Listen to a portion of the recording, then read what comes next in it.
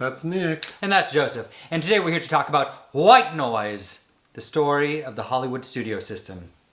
Oh. I'm just kidding. It is the 13th film directed by Noah Baumbach, which premiered in competition, actually opened the 2022 Venice Film Festival. Netflix released it in a limited theatrical window beginning December 2nd, and it will begin streaming December 30th, 2022.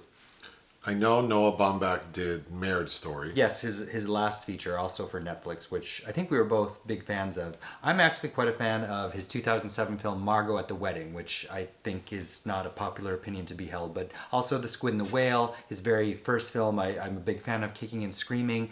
That's a preset song. It is a preset song. This existed before that. And he co-directed a documentary I quite like on Brian De Palma. What else to know? Oh, Frances Ha, which also united Greta Gerwig and Adam Driver, both of who've worked with him several times. And excuse me, he was romantically involved with Greta Gerwig. I'm not sure if they still are, but this movie is based on a book. It's based on Don DeLillo's 1985 novel, which put him on the map, as it were, and is probably one of the most notable contemporary writers still going. I read the novel for the first time right before the film festival, and I have to say, even though I'm not in love with this film, and it's the first time Baumbach's adapted a novel, he does stay very true to the nature of it. And I had the same feeling I had reading the book as I did watching this movie twice. Well, I wasn't familiar with the book or the story, but after watching the movie, I felt like the themes that this film presents are very interesting conversation pieces. Mm-hmm. I don't know that the experience of watching this film was... I didn't enjoy watching it. It felt tedious. The film felt long, too. I think watching it and reading it in 2022, as opposed to when it came out, when it probably felt a little more revolutionary, to me that it felt like prescient satirization, and now it feels like post-satire. The basic story is there's a family, mom, dad, and 4 kids. The Gladneys, yes. The dad is a professor of Hitler studies. At a place called College on the Hill in Ohio. The mom, the wife, works like in fitness. Babette. She is his 4th wife. The dad is played by Adam Driver, and the wife is played by Greta Gerwig. Okay. She's his 4th wife, and they have a blended family, so not all these kids are from the married couple. Okay.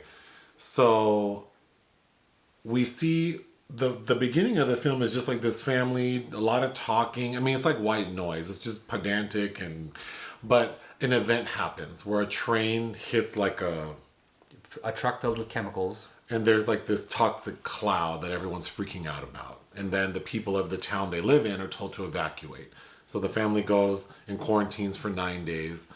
When they are released and go back home, we find out the husband finds out that his wife has been taking medication.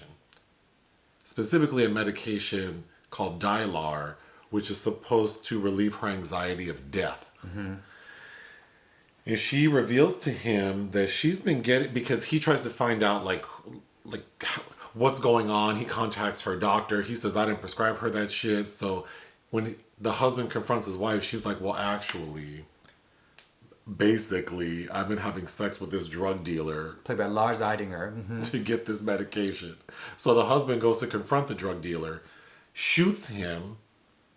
The wife shows up. The drug dealer shoots her. Luckily, though... And Adam Driver.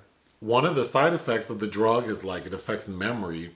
So as the drug dealer is sitting there, like laying on the ground having been shot, the wife has she's quick on her feet and convinces the drug dealer like, hey, because he's like, what's happening? Oh, you shot me and you shot yourself. Look at you, you're holding the gun.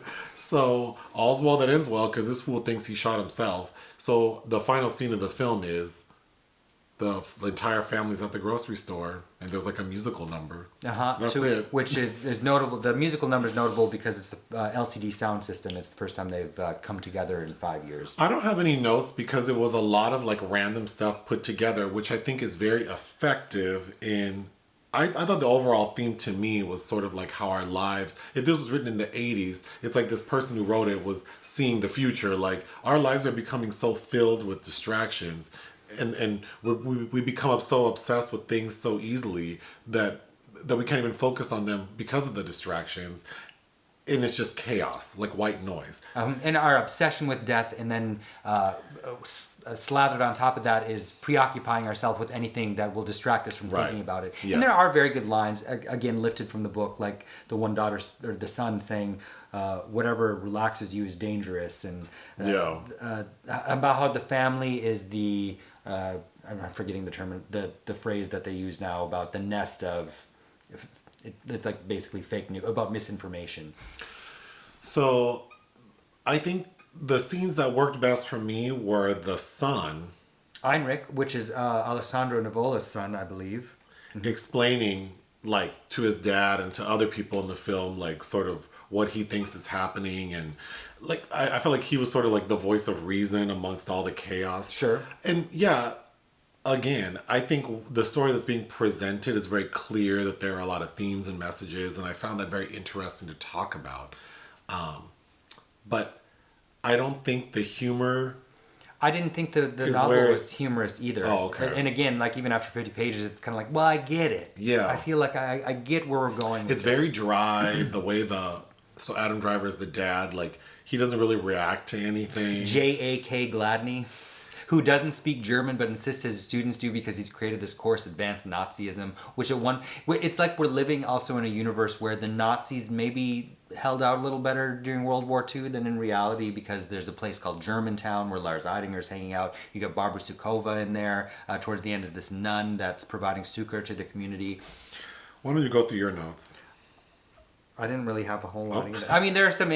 They stopped to get gas at one point while they're doing this mass evacuation. That's where Adam Driver's exposed, to this toxic cloud. And there's it's supposed to be beer, like a case of Goebbels.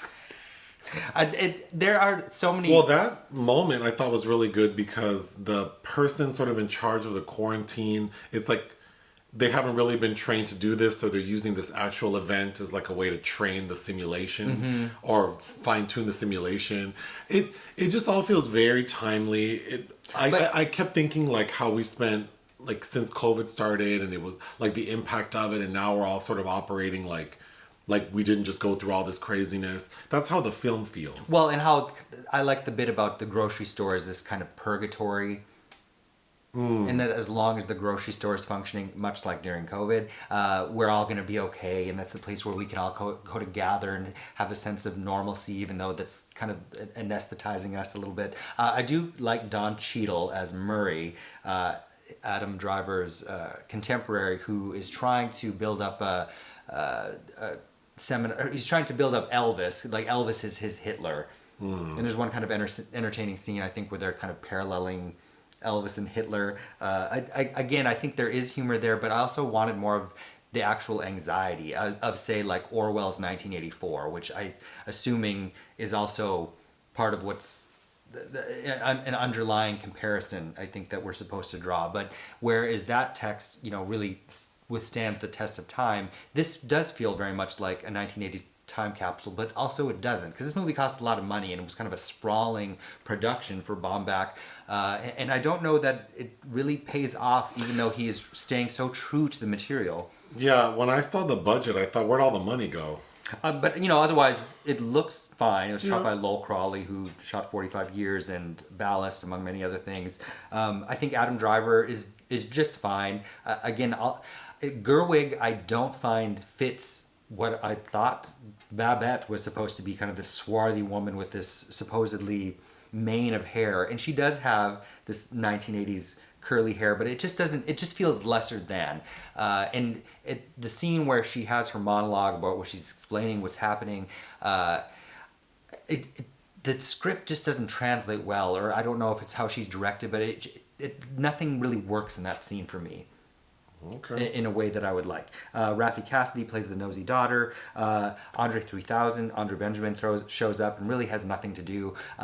But somebody that I was surprised by was Jodie Turner-Smith, who, for the first time, I think I quite liked. I thought she was kind of vibrant compared to several things I've seen her in recently, and that was nice. But I don't know. Again, there's a bunch of lines where I feel you could really focus on. It's like, oh, that's kind of funny and wise, and this notion about how all plots move deathwards. And it's like, well, we're all moving deathwards with every minute that we're alive. So of course, by their nature, every plot, every moment, everything is moving deathwards. But I don't know. I guess I just felt like how I feel about a lot of COVID movies that are dealing directly with COVID. Is like, I don't want any of it right now. I don't want to deal with it. I don't want to. I don't know if this is the type of film that will be better appreciated in 20, 30 years. To me, I think this would have felt like a revolutionary production had it been made in 1985 as a film, an adaptation of the novel. Okay. But it exists in a plane of like Vonnegut and Joseph Heller and maybe even Anthony Burgess. And I think that if you're a fan of the book, I suggest reading the book first, but I think that it very much is worth seeing. I think it is impressive, but I'm still very lukewarm towards it. Anything else? Do you have anything else? No. What would you give it? 3 out of 5. I think that for what it is, it's well done, but it's just not something I'm in love with. I thought it was okay. I would give it 2.5 out of 5. Anything else? No. Hit the thanks button. Listen to our podcast. Bye.